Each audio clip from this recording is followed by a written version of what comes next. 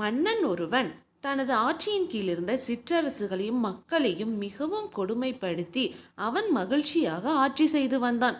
இதனை கேட்டறிந்த முனிவர் ஒருவர் கடும் கோபத்துடன் மன்னனை சந்தித்து நல்ல பாடம் புகட்ட வேண்டும், இல்லையெனில் மக்களை முழுவதுமாக அழைத்து விடுவான். மன்னா, நீ எவ்வாறு ஆட்சி செய்கிறாய் என்பதை சற்றே சிந்தித்துப்பார். நீ மிகவும் கொடுமைக்காரனாக இருந்து கொண்டு மக்களை மிகவும் அடிமைப்படுத்தி கொடூரத்தனமாக நீ ஆட்சி செய்து கொண்டிருக்கிறாய். சற்றே திருந்திவிடு. என்னது? மன்னனை பார்த்து ஒரு முனிவர் இப்படி பேசுவதா? உனக்கு தான் நான் நல்ல பாடம் புகட்ட வேண்டும் என்று நினைக்கிறேன். நீ கொஞ்சம் நிறுத்து உன் வாயை. எவ்வளவு திமிர் இருந்தால் நீ என்னிடமே இவ்வாறு நடந்து கொள்வாய்? தீப்பெட்டியும் தீக்குச்சியும் இரண்டும் ஒன்றாகத்தான் உரசுகின்றன. ஆனால் எது முதலில் பற்றுகிறது? தீக்குச்சி தான். ஏனென்றால் அதற்கு தலைக்கணம் அதிகம். உனக்கும் அதுபோல் தலைக்கணம் அதிகமாகிவிட்டது மன்னா. அழிவு நிச்சயம். நீ அழியத்தான் போகிறாய். சப்ஸ்கிரைப்.